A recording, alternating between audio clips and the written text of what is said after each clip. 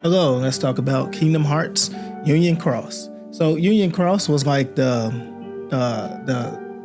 sequel slash right alongside of Kingdom Hearts Key. Now Union Cross was strange because when Union Cross came, we heard about the character Ephemera. So after the whole Keyblade War stuff started going down and started knocking out everybody, we got a new group of 5 characters. And one of these characters is funny because one of them is the leader, supposed to be Ephemera, who's the guy with the gray hair and the red thing. He dressed like Xehanort, which is funny. Then you got Ventus is here. Somehow Ventus was here back in the day. You got the black-haired girl named Skull. She's there. You've seen her in the game if you played Unchained Key. I called the last video Unchained Key a lot.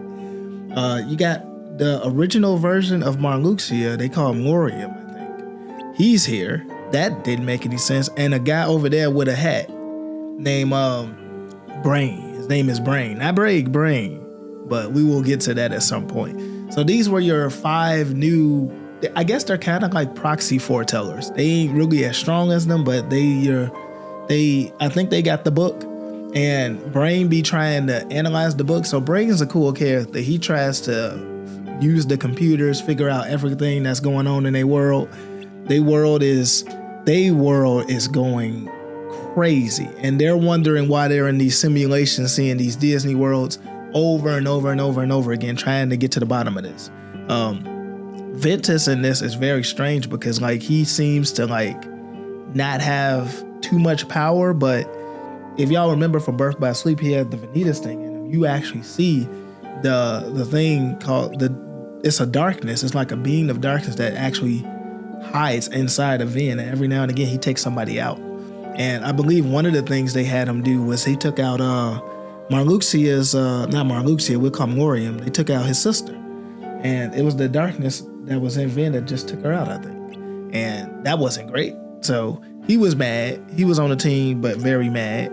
We thought for a longest time he was like a traitor on the team, but he wasn't. Really, none of these guys or girl was traitors. They all was legitimate.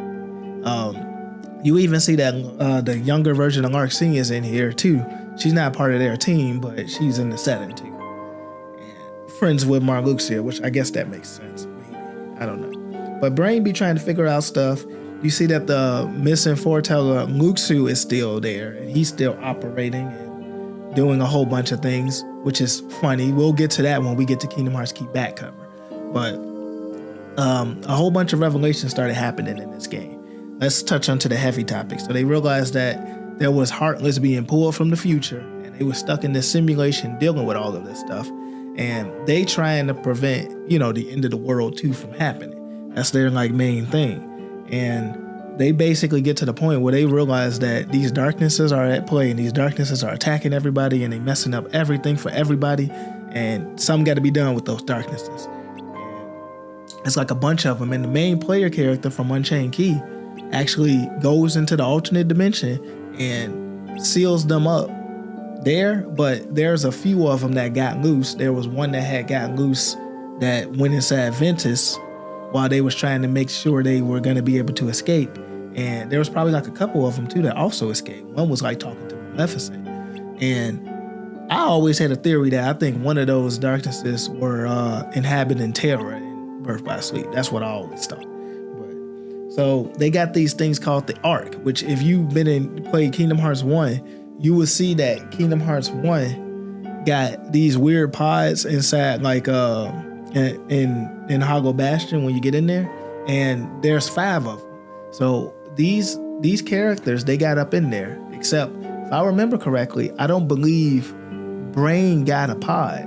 I think he didn't get one, and I think they put Larxene in that pod. So they had put Ventus in there, Ephemera and Skull had got up in there, and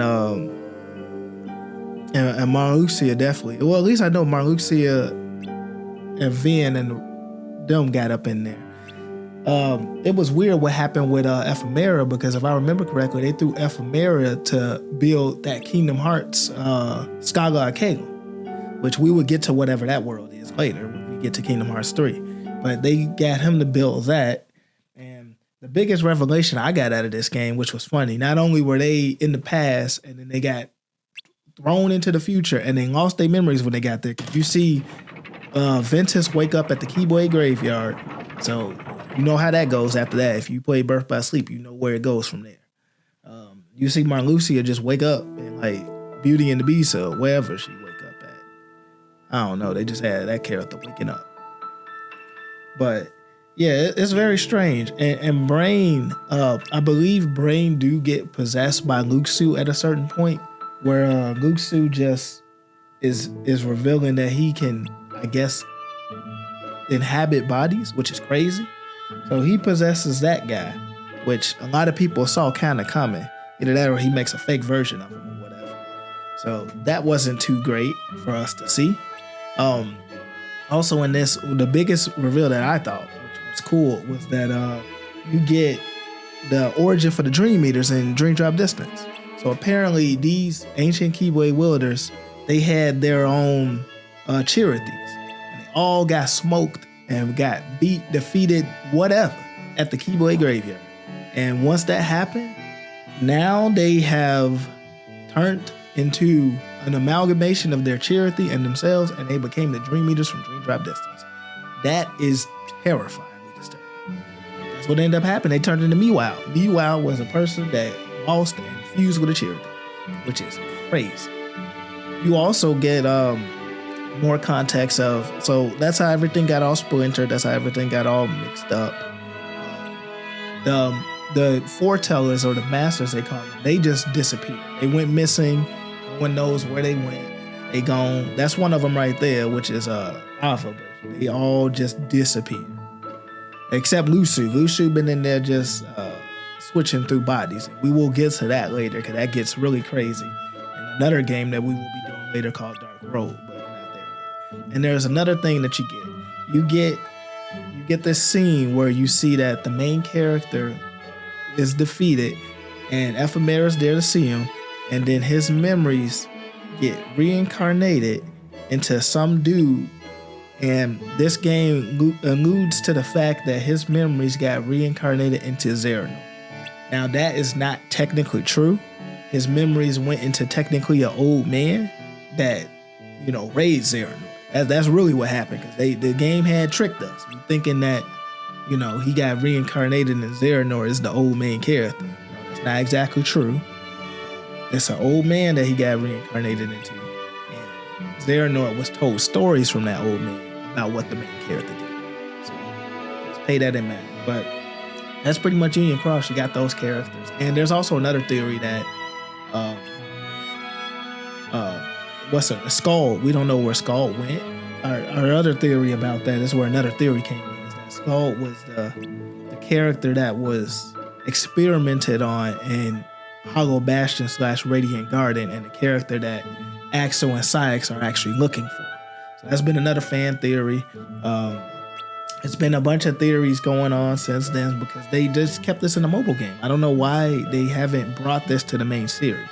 Like, this has been stuck in a mobile game that has closed down, and you will never get that story quite right.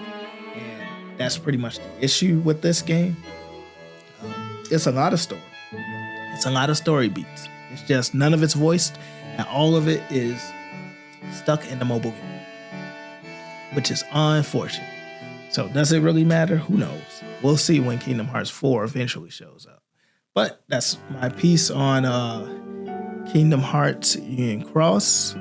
It's about all we can do from now. It's more complicated. Go ahead and check it out. You can watch it. YouTuber named Everglow pretty much has like the entire series out there for you to go watch. So go ahead and support that guy and watch it. That's about all I got for this. Next time on our channel, what we will be doing is, yes, our channel, not just mine, it's ours. On the channel, we will be covering Kingdom Hearts Key back cover, which is the one with the movie that actually goes into the foretellers. That one is a lot more interesting, and to be honest, that's the one that a lot of you guys are going to be familiar with because you guys can actually watch that one. It's about like an hour long. The video will not be an hour long. It will be much shorter, and we will talk about Kingdom Hearts Key back cover next time. We just wanted to give you some context of what was happening with the Unchained Key to Union Cross. long story short, Unchained Key was like a browser game called Key, and then that got ported over to the mobile device, and then that got rebranded into Union Cross, and they started throwing Marluxia and Ventus in there. That was crazy. So that was ridiculous. And then that leads into another rebranding of a mobile game called Dark Road, which is technically a sequel to this, which we will get to that. That game will go into some of the backstory of Xehanort, which would have been nice at the time, but we didn't get that game until after Kingdom Hearts 3. So we will not be covering that game until after Kingdom Hearts 3. So our roadmap next would be Kingdom Hearts Key back cover. Then we got Kingdom Hearts 0.2 Fragmentary Passage. Then we got Kingdom Hearts 3. Then we got Kingdom Hearts Xehanort Dark Road. And then we got Kingdom Hearts Melody of Memories. And that's what we're going to call it. And that will bring us up to date with the Kingdom Hearts franchise. And you guys will be set to understand the story. Hopefully. I don't know. I know I did like an abridged retelling of the story, so who knows? But again, next time we be doing Kingdom Hearts Key back cover. The one with the foretellers, Bear and everybody. All right, take care and see you.